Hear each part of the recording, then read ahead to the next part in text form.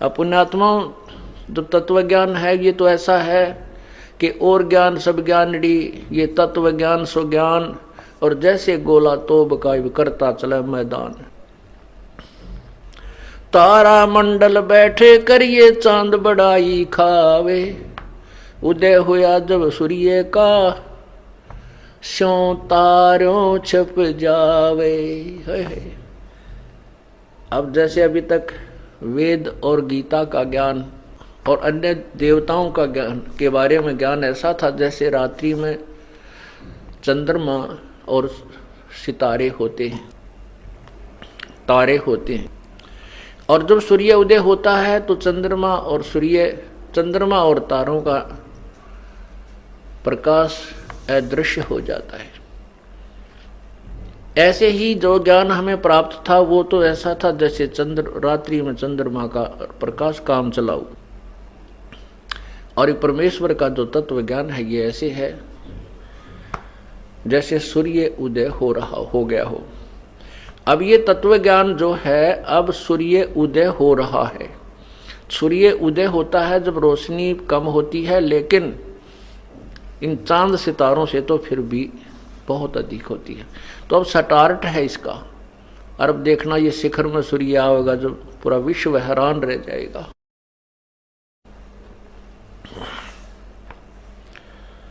हमको चीनन पर है जिंदा, कैसे मिटे प्राण दुख दुंदा। इस प्राणी के दुख कैसे कटेंगे?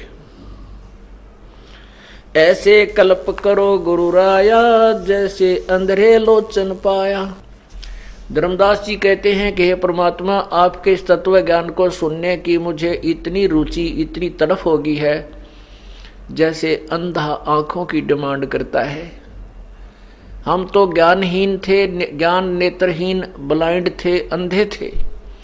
अब हम चाहते हैं कि आपके तत्व ज्ञान रूपी आंखें हमें प्राप्त हों। जैसे अंधा नेत्रों की चाह करता है, ऐसे आज मुझे उस तेरे तत्व ज्ञान की चाह है।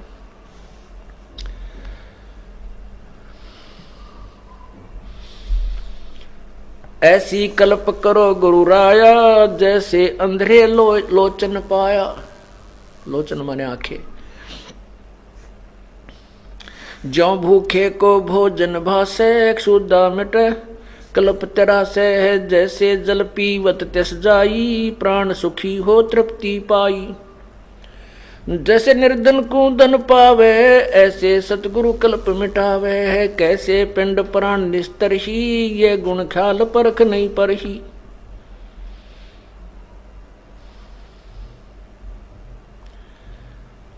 अब कितनी तरफ होगी उस प्यारी आत्मा को, और जो अपना ज्ञान था वो अब फीका नजर आने लगा, बिल्कुल व्यर्थ दिखाई देता है। और उस तत्व ज्ञान की प्राप्ति की ऐसी तरफ बनी कि जैसे अंधा आंखें मांगता है, भूखे को जैसे भोजन की तड़फ होती है, प्यासे को जल की चाह होती है, उसकी इच्छा होती है, और निर्धन को जैसे धन मिले, ऐसे मुझ निर्धन को, ज्ञानहीन अर्थात भक्ति के निर्धन को आपके तत्व ज्ञान रूपी धन प्राप्ति हो। मुझ भूखे को आपके तत्व ज्ञान रूपी रोटी खाना मिले। मुझ इस तत्व ज्ञान के प्यासे को आपकी अमृतवाणी रूपी जल मुझे प्राप्त हो। ये तड़फ मुझे बहुत हो गई है। कैसे पिंड प्राण निस्तर ही, ये गुण ख्याल परख नहीं पर ही। मेरी बुद्धि नहीं काम कर रही है कि कैसे हमारे जीव का उद्धार हो सकता है। आपने बता दिया, परमात्मा ने बताया, कोट जन्म तो ये भरमत हो गए, कुछ ना हाथ लग्या रे। कुकर सुकर खरबया बोरे, कौआ हंस बुगारे। कोटि जन्म तू राजा की, ना मिटी न मन की आशा। भिक्षक होकर दर दर घूम्या, मिला न निर्गुण रासा। इंद्र कुबेर ईश की पदवी, ब्रह्मा वन ध्रुम राया। विष्णुनाथ के लोक को जाकर फिर भी उल्टा आया।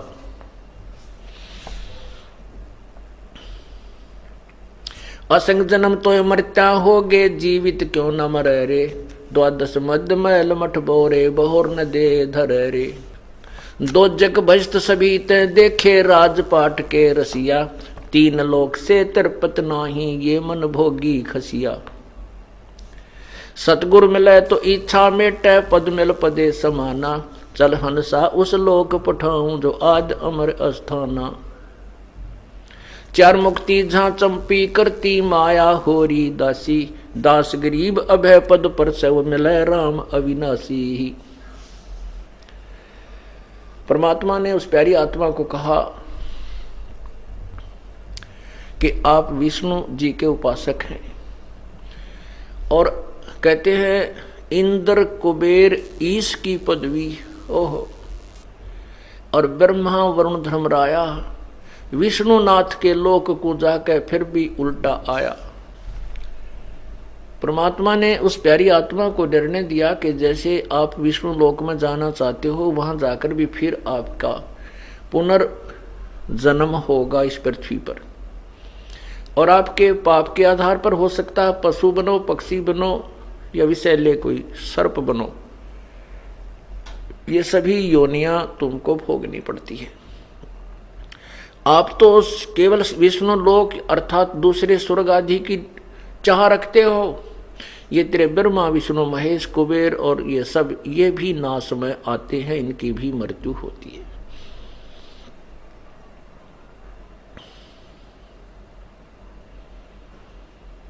फिर क्या बताते हैं कि दोजक नरक बहिष्ठ स्वर्ग ये सभी तूने असंख्यों बार बहुत बार देख लिए। दोजक बहिष्ठ सभी ते देखे राजपाट के रसिया, और तीन लोग से तरपत नाही ये मन भोगी खसिया। फिर परमात्मा बताते हैं कोई सतगुरु मिले तो इच्छा मेटे पद मिल पदे समाना, चल हंसा उस लोक पठाऊं जो आदि अमर स्थाना। उस सतलोक में ले चलता हूं जो आदि अमर कभी का यानी सदा से जो अमर है, कभी नष्ट नहीं होता। और वहां पर कितना सुख है कि चार मुक्ति जहां चंपी करती माया होरी दासी, दास गरीब अभय पद पर से वो मिले राम अविनाशी। धर्मदास जी को परमात्मा बता रहे हैं कि जैसे गीता जी को आप पढ़ते हो, गीता जी में स्पष्ट लिखा है, गीता ज्ञानदाता कह रहा है, गीता अध्याय नंबर 4 के श्लोक 5 और 9 में, और अध्याय 2 के श्लोक नंबर 12 में, कि अर्जुन तेरे और मेरे बहुत जन्म हो चुके हैं, तू नहीं जानता मैं जानता हूं। और ये ना सोच के ये सभी सैनिक तू और मैं पहले नहीं थे, या केवल वर्तमान में ही हैं, या आगे नहीं होंगे। अर्थात तेरा और मेरा आगे भी जन्म मृत्यु होगा, पहले भी हम थे, वर्तमान में भी हैं। गीता ज्ञान दाता गीता अध्याय नंबर 10 के श्लोक 2 में कहता है कि मेरे, गीता अध्याय नंबर 4 के श्लोक 9 में कहता है कि मेरे जन्म और कर्म अलौकिक है। मेरे जन्म और कर्म अलौकिक हैं। अब जैसे इस काल की मृत्यु और जन्म कैसे होते हैं, ये थोड़ा सा वर्णन अब देना पड़ेगा, ये बताएंगे। पहले गीता जी अध्याय नंबर 10 के श्लोक 2 में कहा है कि मेरे जन्म को ये देवता ऋषि और ऋषिजन नहीं जानते, क्योंकि ये सभी मेरे से उत्पन्न हुए हैं। इससे भी सिद्ध होता है कि गीता ज्ञानदाता का भी जन्म होता है, लेकिन ये देवता ब्रह्मा विष्णु महेश और ये ऋषि जी नहीं जानते, क्योंकि ये इसी से उत्पन्न हुए हैं। दुर्गा और काल से ही इनकी उत्पत्ति हुई है। जैसे पिता के जन्म को बालक नहीं जान सकते, दादाजी बता सकते हैं। उस दादाजी ने, उस परम पिता ने खुद आकर के, जो गीता ज्ञान दाता ब्रह्म का भी पिता है, उसने आकर के हमें बताया है। उसी के आधार से अब आपको तत्व ज्ञान से ये गीता जी स्पष्ट हो जाएगी। इसका जन्म कैसे होता है, इसकी मृत्यु कैसे होती है, अलौकिक क्यों कहा।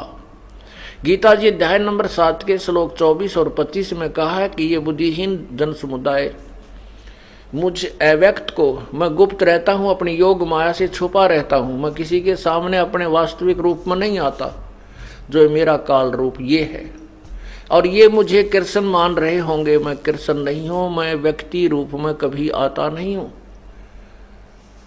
क्योंकि वो काल कृष्ण के अंदर बोल रहा था और अपना स्वरूप उसको इसलिए दिखाना पड़ा कि अर्जुन युद्ध करने को तैयार नहीं हो रहा था, वो डराना था उसने।